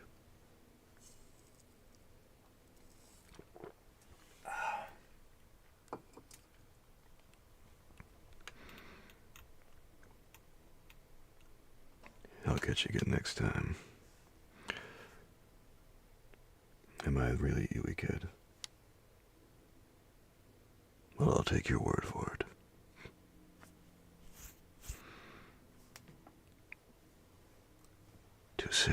staring at those fixed, glazed eyes in silence for a moment would play, Scrooge felt, the very deuce with him. There was something very awful, too, in the spectre's being provided with an infernal atmosphere of its own. Scrooge could not feel it himself, but this was clearly the case, for though the ghost sat perfectly motionless, its hair and skirts and tassels were still agitated as by the hot vapor from an oven. Thank you for the follow, Aidenward1. I appreciate you being here, and hope that you find this very pleasant and relaxing.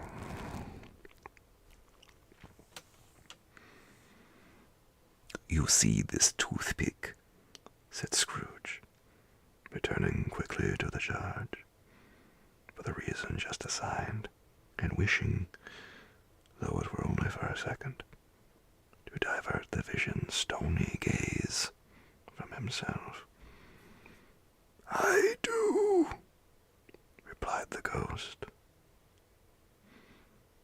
You are not looking at it, said Scrooge. But I see it, said the ghost, notwithstanding.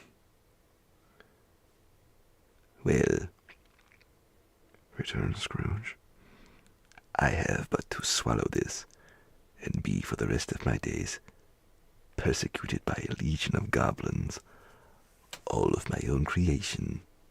Humbug, I tell you. Humbug. At this, the spirit raised a frightful cry, and shook his chain with such a dismal and appalling noise that Scrooge held on tight to his chair to save himself from falling in a swoon. But how much greater was his horror when the phantom, taking off the bandage round its head as if it were too warm to wear indoors, its lower jaw dropped down upon its breast. Scrooge fell upon his knees and clasped his hands before his face. Mercy, he said. Dreadful apparition, why do you trouble me? Man of the worldly mind, replied the ghost, do you believe in me or not? I do, said Scrooge. I must. But why do spirits walk the earth, and why do they come to me?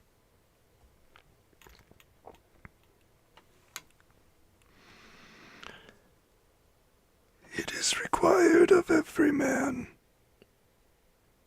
the ghost returned, that the spirit within him should walk abroad amongst his fellow men and travel far and wide, and if that spirit goes not forth in life, it is condemned to do so after death. It is doomed to wander through the world. Oh, woe is me, and witness what it cannot share, but might have shared on earth, and turned to happiness. Again the spectre raised a cry, and shook its chain, and wrung its shadowy hands. You are fettered, said Scrooge, trembling. Tell me why. I wear the chain I forged in life, replied the ghost. I made it link by link and yard by yard. I girded it on of my own free will, and of my own free will I wore it. Is its pattern strange to you?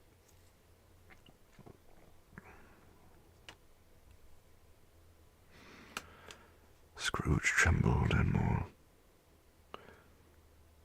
Or would you know, pursued the ghost, The weight and length of the strong coil you bear yourself.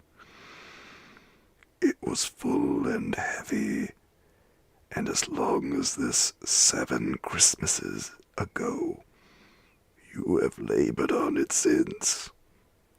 It is a ponderous chain. Scrooge glanced about him on the floor, in the expectation of finding himself surrounded by some 50 or 60 fathoms of iron cable. But he could see nothing. Jacob, he said imploringly. Oh, Jacob Marley, tell me more. Speak comfort to me, Jacob.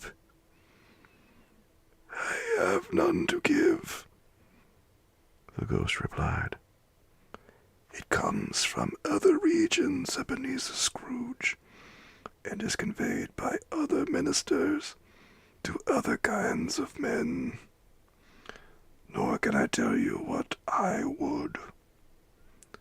A very little more is all permitted to me. I cannot rest. I cannot stay. I cannot linger anywhere. My spirit never walked beyond our counting house. Mark me. In life, my spirit never roved beyond the narrow limits of our money-changing hole, and weary journeys lie before me.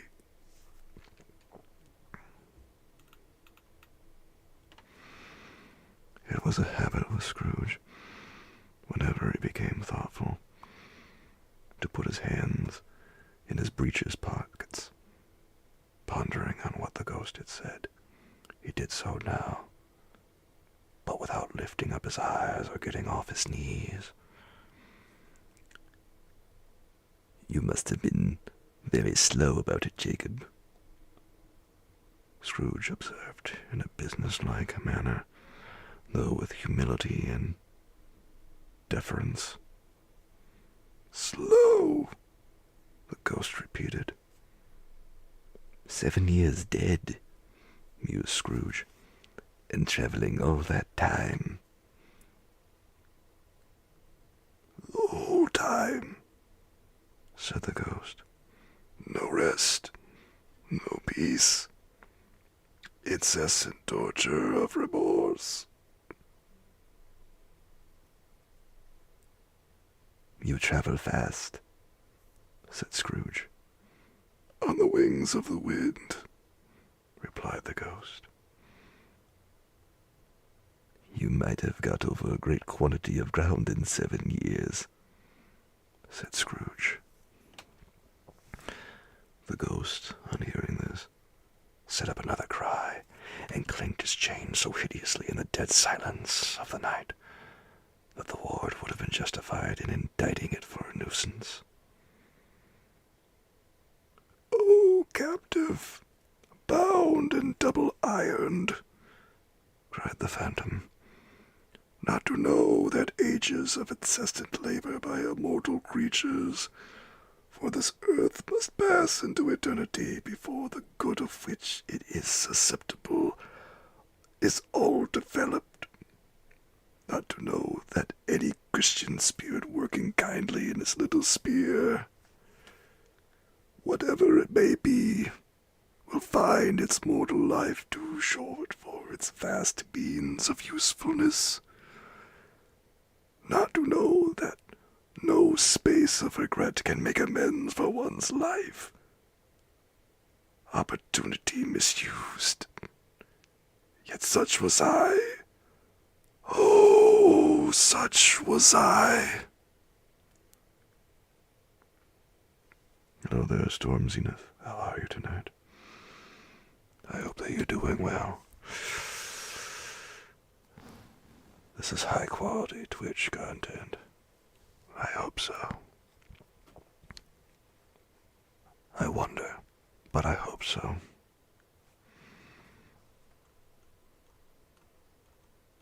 What's going on, Mercs? Oh, you guys are enjoying yourselves. But you were always a good man of business, Jacob, faltered Scrooge, who now began to apply this to himself. Business! cried the ghost, wringing its hands again. Mankind was my business. The common welfare was my business. Charity, mercy, forbearance, and benevolence were all my business. The dealings of my trade were but a drop of water in the comprehensive ocean of my business. It held up its chain at arm's length, as if that were the cause of all its unavailing grief, and flung it heavily upon the ground again. This in the Yule log, Mamers.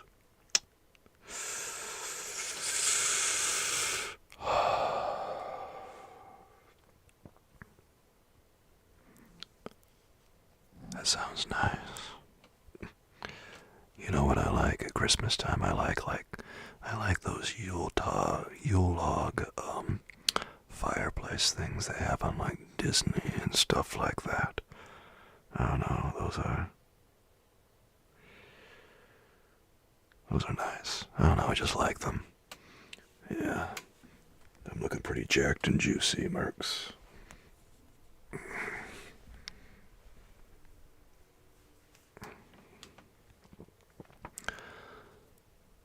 I noticed that I look particularly good under the light.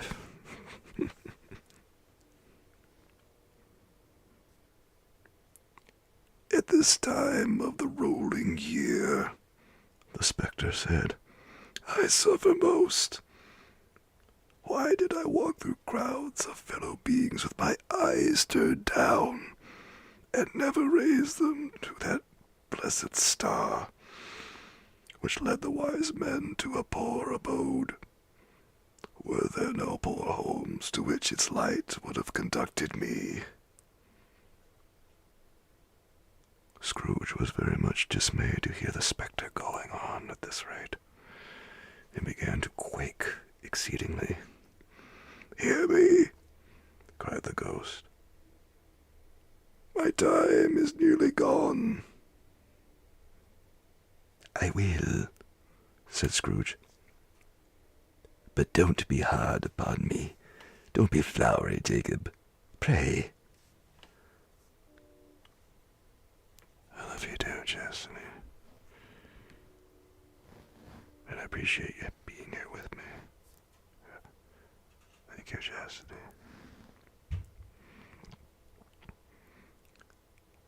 How is it that I appear before you in a shape that you could see? I may not tell. I have sat invisible beside you many and many a day. It was not an agreeable idea. Scrooge shivered and wiped the perspiration from his brow. There is no light part of my penance, pursued the ghost. I am here tonight to warn you that you have yet a chance and hope of escaping my fate. A chance and hope of my procuring Ebenezer.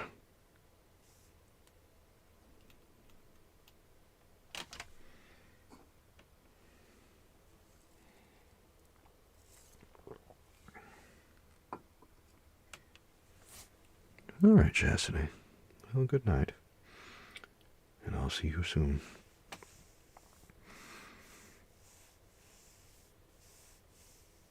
I appreciate you being here with me. Hello there, kumquat lover. I hope that you're doing well tonight, and that life's treating you well.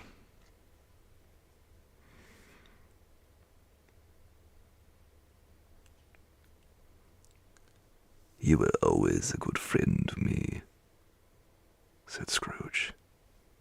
Thank ye. You will be haunted, resumed the ghost, by 3 spirits. visits. Scrooge's countenance fell almost as low as the ghost's had done. Is that the chance and hope you mentioned, Jacob? He demanded in a faltering voice. It is. I think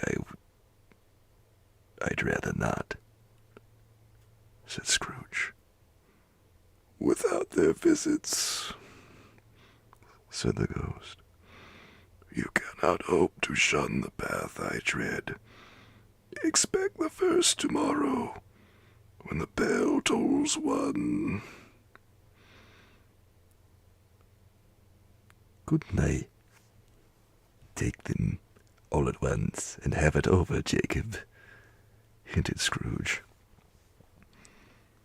Expect the second on the next night at the same hour, the third upon the next night, when the last stroke of 12 has ceased to vibrate. Look to see me no more, and look that for your own sake you remember what has passed between us. When it had said these words, the spectre took its wrapper from the table and bound it round its head as before. Scrooge knew this by the smart sound its teeth made when the jaws were brought together by the bandage. He ventured to raise his eyes again and found his supernatural visitor confronting him in an erect attitude, with its chain wound over and over about its arm. The apparition walked backward from him, and at every step it took, the window raised itself a little, so that when the spectre reached it, it was wide open. It beckoned Scrooge to approach, which he did. When they were within 2 paces of each other, Marley's ghost held up its hand, warning him to come no nearer. Scrooge stopped, not so much in obedience as in surprise and fear, for on the raising of the hand he became sensible of confused noises in the air, incoherent sounds of lamentation and regret, wailings inexpressibly sorrowful and self-accusatory. The spectre, after listening for a moment, joined in the mournful dirge, and floated out upon the bleak, dark night. Scrooge followed to the window. Desperate in his curiosity, he looked out. The air was filled with phantoms, wandering hither and thither in restless states, and moaning as they went. Every one of them wore chains like Marley's ghost. Some few, they might be guilty governments, were linked together. None were free. Many had been personally known to Scrooge in their lives. He had been quite familiar with one old ghost in a white waistcoat, with a monstrous iron safe attached to its ankle, who cried piteously at being unable to assist a wretched woman with an infant whom it saw below upon a doorstep. The misery with them was all clearly that they sought to interfere for good in human matters, and had lost the power forever.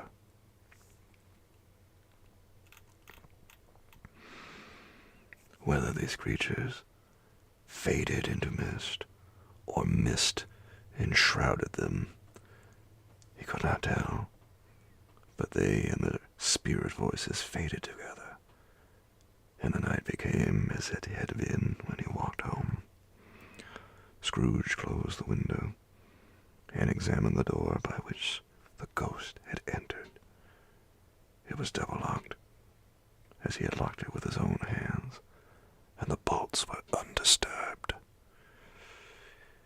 to say humbug, but stopped at the first syllable. In being, from the emotion he had undergone, or the fatigues of the day, or the glimpse of the invisible world, or the dull conversation with a ghost, or the lateness of the hour, much in need of repose, went straight to bed, without undressing, and fell asleep upon the instant.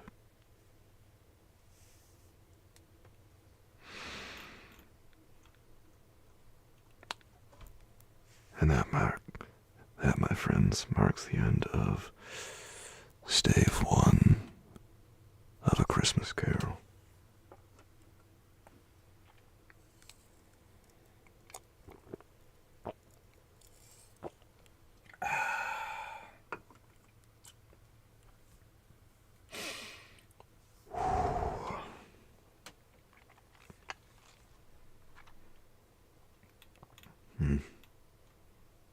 Thank you, Storm Zenith.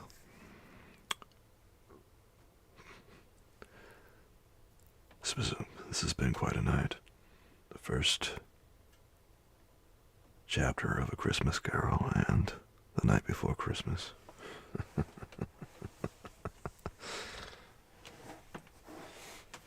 My goodness, what a night.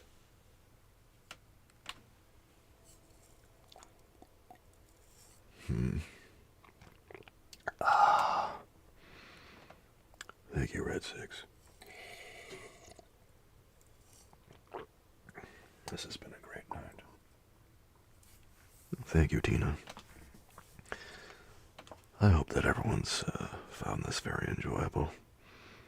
It's a lot different, I know, but I figured it'd be nice to try something different. And I'm glad you enjoy it, Tina. I was telling everyone that this is actually how I started on Twitch. I started off doing the ASMR because, I don't know, it was something different. And there wasn't really a lot of people doing it at the time. I think there might be a handful of people who do something similar, but I don't know, I don't really keep tabs on a lot of other people doing it. I started doing Christmas stories, and then I kind of started doing scary stories afterward.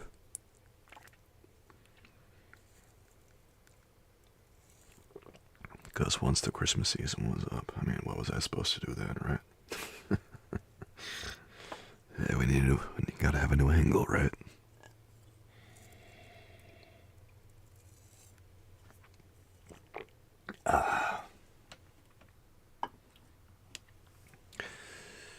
I'll tell you what. I suppose it is getting kind of late, isn't it? Yeah. We'll have to continue A Christmas Carol another night, I think. But I hope everyone's had a good time tonight. I hope that you've enjoyed yourselves. And I hope to see you all again very, very soon, my friends. If you would like to check out my YouTube channel that has all these stories on here, or at least a lot of stories like this, I go by Soulkeeper ASMR Bedtime Stories on YouTube. Soulkeeper ASMR Bedtime Stories on YouTube. And it has a lot of scary stories on there. Mostly scary stories at this point, to be honest. Yeah, mostly scary stories.